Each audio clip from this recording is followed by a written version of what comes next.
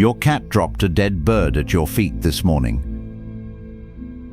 It looked up at you, waiting. You said thank you, and you had absolutely no idea what that moment actually meant. This is not strange behavior. This is not broken behavior. What your cat just did is one of the most deeply wired actions in the entire animal kingdom. And the real reason behind it stretches back thousands of years, to a world before houses, before warm beds, before you ever existed. Domestic cats have been living alongside humans for roughly 10,000 years. That sounds like a very long time, but in the full story of evolution, it is barely a blink. Deep inside every house cat alive today, the brain of a wild predator is still completely running. It never switched off. It never slowed down. And every single time your cat brings a dead animal through the door, that ancient brain is trying to speak. The question most people never stop to ask is this: why here? Why you? Why does it keep happening? No matter how many times you clean it up and say nothing, the answer is not what you think.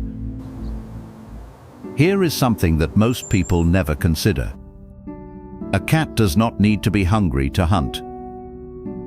The drive to chase, catch, and kill is entirely separate from hunger.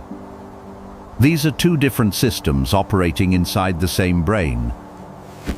A cat that has just eaten a full meal will still stalk a mouse across a room. It cannot stop itself, even if it wanted to. The hunt is not a choice. It is automatic. It is always on. And when the hunt ends, a second drive immediately takes over. The drive to bring the kill somewhere safe.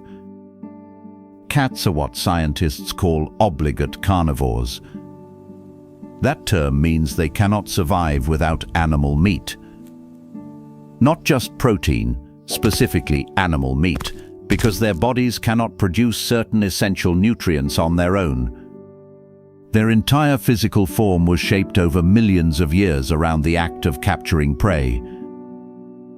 Their eyes are built to track the smallest movements in near darkness. Their ears can detect sounds far too high for any human to register. Their legs coil and release like springs built for short, explosive bursts of speed. Their claws retract between hunts so they stay perfectly sharp at the exact moment they are needed. Every single feature of a cat's body exists because of the hunt, and none of that disappears just because a bowl of food appears every morning at 7. So the hunt happens. The prey is caught. The job is done. The cat is standing outside your door with something dead in its mouth. Now what? This is the moment almost everyone misreads. Most people assume it is a gift, a kind offering, a small act of affection, and there is a layer of truth buried in that idea. But the real answer runs much deeper than affection. It is something older than love. It is instinct coded so far down into the nervous system that it fires without any conscious thought at all. In the wild, cats are solitary hunters. They do not work in groups. They do not share meals with other adults. There are no hunting parties, no communal meals, no divided spoils at the end of the day. But there is one critical exception to that rule. Mothers share with their young, not just food, knowledge. A mother cat does not simply drop prey in front of her offspring and walk away. She teaches, and that teaching follows a very specific sequence that has stayed almost unchanged across millions of years. First, she brings back a kill, already dead. The young can smell it, touch it, investigate it safely. They learn its shape. They learn its scent. They learn that this is food. Then, when the young are old enough, she brings something injured, still breathing, still capable of movement. She releases it. The young attempt the kill themselves. They fail at first. They are too slow, too hesitant. They try again. They get faster. She watches. She waits. She brings more. The dead animal at her feet is not dinner. It is a classroom. The mother is not just feeding her young. She is building them into hunters. One lesson at a time. It lives in your home. It sleeps near you.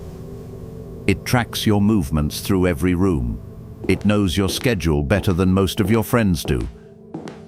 It has memorized the exact sound of your footsteps, the specific way you open the refrigerator, the rhythm of your mornings before you are even fully awake. And somewhere in that ancient, unspoken part of its brain, it has made a quiet decision about you. You are not an owner. You are not simply a human being. It tolerates. You are family. Specifically, you are family that cannot hunt. You are family that is going to go hungry without help. The dead bird is not a present. It is a lesson.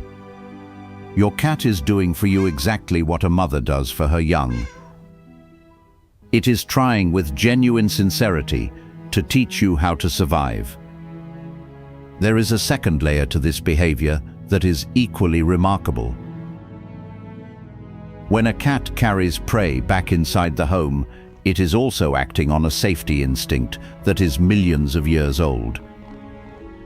In the open wild, stopping to eat is dangerous. A predator focused entirely on a meal is a predator not watching the tree line. Eating out in the open means exposure. It means becoming vulnerable at the worst possible moment. So cats evolved a powerful pull toward moving food somewhere enclosed, somewhere with walls, somewhere protected from whatever might be watching from the long grass. Your home is that place. Your cat is not making a mess. It is not being inconsiderate. Your cat is moving its most valuable resource to the safest location it has ever known. The logic behind that decision is millions of years old. The address just so happens to be yours. Some cats take this a step further. They do not bring prey to the nearest available person. They carry it to one specific individual in the household. Research into domestic cat bonding patterns consistently shows that cats identify a single central figure, one person they follow more closely, spend more time near, and respond to most reliably. When prey comes home, it goes to that person and no one else. If your cat chooses you every time, that is not random chance. You are the center of its social world. You are the one it has quietly decided to protect. You are the one it trusts with the most important thing it produced that day. Pay close attention to what happens next. Many cats do not simply drop the prey and leave the room. They stay. They sit directly beside it and watch your face. Some push it slowly toward you with one deliberate paw. Some make a sound, that short, clipped chirping noise, somewhere between a meow and a bird call. Scientists who study cat communication have a specific name for it. They call it a chirrup. Mother cats use the chirrup exclusively when calling their young toward food. It is a focused, intentional sound. It means, "Come here, look at this, eat now." When your cat chirps at you while standing over a dead mouse on your kitchen floor, it is using the exact same call, the same tone, the same emotional weight, the same clear purpose, directed completely at you. Your cat is genuinely and earnestly trying to feed you. This behavior even appears in cats that never go outdoors. Indoor cats with no access to live prey still carry objects deliberately through the home. Toys dragged from room to room late at night. Socks dropped at the foot of the bed before sunrise. Crumpled paper carried carefully down the hallway in the dark. The actual prey is gone. The instinct driving the behavior is not. The brain is searching for something to carry, something to deliver to the family space, and it will find whatever is available nearby. Cats with naturally higher hunting drive tend to bring back more frequently. Female cats who have raised offspring often display this behavior most intensely. The maternal programming runs close to the surface in them. But the behavior appears in male cats too. It appears in cats with no reproductive history at all. It crosses breeds, ages, and bloodlines without exception. It is not something cats pick up from watching others. It is something they arrive in the world already carrying. This is where the picture becomes more complicated. Domestic cats that hunt outdoors are responsible for the deaths of enormous numbers of birds and small mammals every single year around the world. In regions where native bird populations are already under severe pressure from habitat loss and climate disruption, a high density of free-roaming cats can push vulnerable species toward the edge. Ground-nesting birds are especially exposed because they cannot escape quickly enough when a cat is already upon them. The same hunting precision that makes your cat remarkable can cause real measurable damage to ecosystems that are already fragile and stretched thin. This is not a failure of the cat.